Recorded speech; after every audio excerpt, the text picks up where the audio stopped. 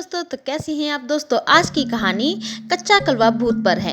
दोस्तों, कच्चा कलवा एक ऐसी ऊर्जा रूपी आत्मा होती है जिसकी मुक्ति विधिवत संस्कार ना कर पाने की वजह से नहीं होती है। ये अपने शरीर के आसपास ही भटकती है, जिसे कुछ तांत्रिक अपने काबू में कर लेते हैं। कच्चा कलवा को कई बार जगाया जाता है तो कई बार ये खुद ही जागृत हो जाता है। दोस्तों, ये एक छोटे बच्चे की भड़कती आत्मा जो कि बेहद ताकतवर होती है, जिसका प्रयोग तांत्रिक अपने रक्षक बुरे काम को अंजाम देने में करते हैं। साथ ही कुछ लोग अपने परिवार में भी इसका प्रयोग करवाते हैं ताकि उनके दुश्मन का वंश कभी भी आगे ना बढ़ सके। और तो आइए दोस्तों, आज के कच्चा कलवा से जुड़ा ये सच्चा अनुभव हम आपसे शेयर करते हैं। ये बात आज से 10 साल पहले की है। राजस्थान के छोटे से गांव बाएं में ठाकुर बसते थे। एक पुराना लेकिन मजबूत गढ़ था जो कि अब भी है। हमारे गांव के ठाकुर भी वहीं रहते थे। उनकी मौत के बाद जो ठाठ बाट था वो तो नहीं रहा और धीरे धीरे गढ़ का वैभव भी कम होता गया। गढ़ का नाम खत्म ना हो जाए इसलिए ठाकुर के लड़कों ने वहां किसी को हमेशा के लिए रखने का फैसला किया। उन्होंने वहां पर एक चौकीदार रखा और उसे वहां की देखभाल का जिम्मा सौंप दिया। चौकीदार दिन में गढ़ में देखभाल करता और रात को चौकीदार, जिससे गढ़ में एक रौनक सी आने लगी थी क्योंकि एक साथ की वहां पर सफाई का काम भी शुरू हो चुका था, जिसके कारण लोग भी वहां पर खुश थे। यहाँ गढ़ में एक हिस्सा बेहद ही रहस्यमय था। उस जगह पर अजीब सा एहसास था जैसे कि वहां पर कोई भी किसी को आने नहीं देना चाहता हो, इसलिए कोई भी उस हिस्से में नहीं जाता था।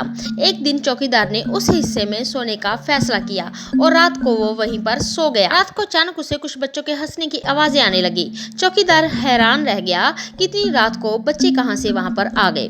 वो फिर से सोने की कोशिश करने लगा, लेकिन कुछ देर बाद ही उसे उठ जाना पड़ा क्योंकि आवाजें बहुत ही ज्यादा वहां पर तेज हो चुकी थी। जब चौकीदार के उठकर देखने पर उसे वहां पर कुछ भी दिखाई नहीं दिया तो उसने कुछ देर टहलने का फैसला किया, लेकिन जैसे ही वो उठा उसे अपनी पीठ पर कुछ भार सा महसूस हुआ। साथ ही वहां पर हंसने की आवाजें और भी ज्यादा तेज होने लग गई थी।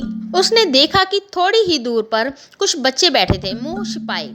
चौकीदार उनके पास गया और उनसे पूछने ही वाला था कि वो बच्चे उसकी ओर बढ़ने लगे। उनकी आंखें पथराई हुई थी और वो सिर्फ चौकीदार को ही एकटक निहारे जा रहे थे। और अचानक सभी बच्चे उस चौकीदार से चिमट गए और वो उसे अपने नाखूनों से खरोंचने लगे। साथ ही उनकी आवाज अब जैसे चौकीदार को वहां से भाग जाने को कह रही थी। बड़ी मुश्किल से चौकीदार को उन बच्चों की आत्माओं ने छोड़ा और वह वहां से भाग गया। दूसरे दिन ही चौकीदार ने गढ़ के वासियों को फोन किया तो पता चला कि गढ़ के उस हिस्से में उनके बच्चों की, जिनकी मौत गर्भ में जन्म के समय और जन्म के 7-8 साल के अंदर हुई है।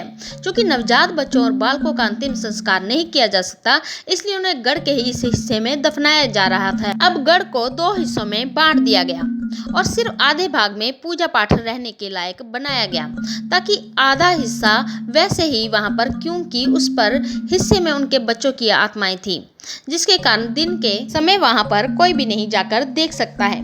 यही नहीं पर कई बार वहां पर तांत्रिक पूजा के निशान भी वहां पर पाए गए हैं। ये सब मैं खुद देख चुका हूँ। और हाँ, उस चौकीदार के अलावा वहां पर ठाकुर के जो वारिस की फैमिली भी है वो भी वहीं पर रहती है। तो दोस्तों, कैसी लगी कच्चा कलवा से जुड़ा ये अनुभव। ऐसी हॉरर स्टोरी सुनने के लिए आप हमारे इस चैनल को लाइक, शेयर, सब्सक्राइब करना ना भूलें। प्लीज़ दोस्तों, हमें आपके सपोर्ट की बहुत ही ज़्यादा ज़रूरत है। और अगर आपको ये हॉरर स्टोरी पसंद आई है तो इसे अपनी फैमिली और फ्रेंड्स के साथ भी ज़रूर शेयर करें। धन्यवाद।